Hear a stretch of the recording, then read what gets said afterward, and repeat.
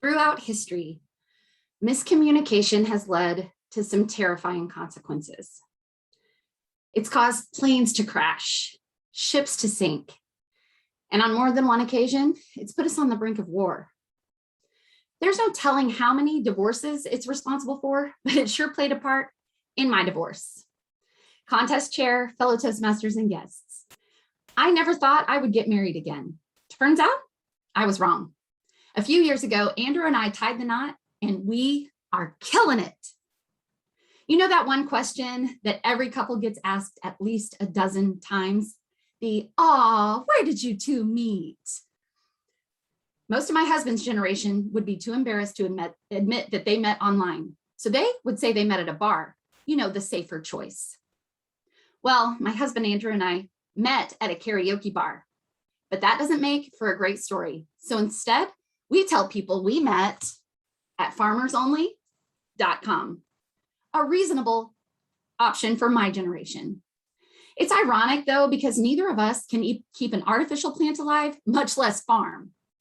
Now that I've let you in on the little secret that we are some high-class karaoke farmers, you may be wondering, what does that have to do with communication? So let me tell you, farming goes hand in hand with country music. Stay with me now.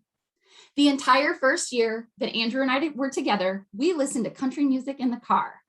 Not because either of us liked country music, but because when I would say, "Babe, you can change the station," he would say, "Nah, this is okay."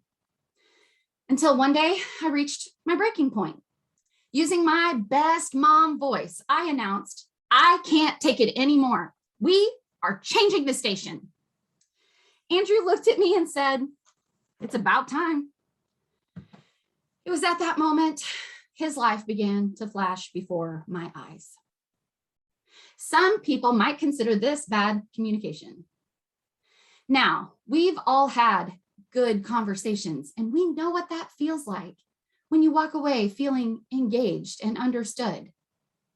That wasn't Andrew and I. For us, it was an uphill battle. Early in our relationship, I found this article titled "The 36 Questions to Fall in Love." It claimed to accelerate the kind of personal closeness that it usually takes much longer to create. I was optimistic until I got to question number 11, which read, "Take 4 minutes and tell your partner your life story in as much detail as possible." Andrew went first. When the 4 minutes were up, I was so interested in what he was saying, I suggested he continue. 2 hours later, he was still talking, and I was looking for a polite way to exit the conversation and his living room. I didn't think he was ever gonna wrap it up. I kept wondering, how many lives has this man lived? Is he a cat? Let's face it, no one cares what day of the week something happened on, or what song was playing on the radio, or what color shirt you're wearing. It's conversationally exhausting, and it's boring. The moral of the story, be brief. For a while, I thought Andrew set out to be my next ex-husband. If I summed up every fight we've ever had, it would read, "Failure to communicate." Our happily ever after didn't begin until we learned how to have better conversations. Let me just say, when it comes to advice on learning how to communicate effectively, not all advice is good advice. For example, you've probably heard about mirroring, where you repeat back to the person what you heard them say. Or maybe you've heard you should nod and say, to show that you're paying attention. You can just go ahead and forget all of that because it's crap. There is no reason for you to learn how to show that you're paying attention if you are in fact paying attention. After we got married, you would think that our communication would improve naturally. We still had our struggles. Some people think it's so cute when newlyweds try to finish each other's sentences, but I assure you that my husband did not think that was cute. I tried to finish his sentences all the time, and he had the nerve to think I was just interrupting him. Hypothetically speaking, if I were interrupting him, it would only be because I had a better ending to his sentence, and I simply wanted the best for him. Once I stopped interrupting and started listening, the most incredible thing happened. I figured out he was a really interesting guy. I'll admit, I married up, way out of my league.